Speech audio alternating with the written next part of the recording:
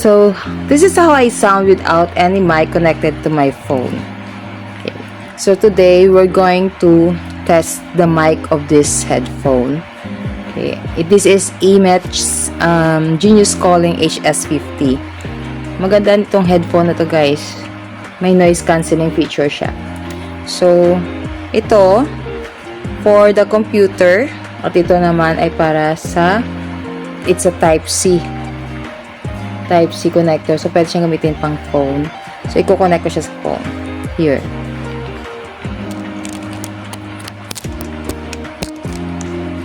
Oops. So, disconnect ang video na kinabit ko ang phone kasi kailangan kong i-activate ang OTG. Anyway, so this is how I sound. Okay, wait. This is how I sound now with this mic. Kita nyo naman, no? Connected na sa aking phone.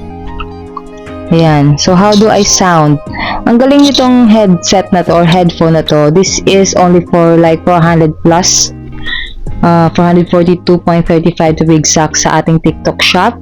And this one, no, has a mic na pwede siyang ma-rotate in 270 degrees. Ayan, oh, yung mouthpiece niya. So, pwede mo siyang gamitin either sa left side or sa right side mo. Okay? Unlike sa ibang headphones. And also, adjustable ito. Yan, adjustable yan.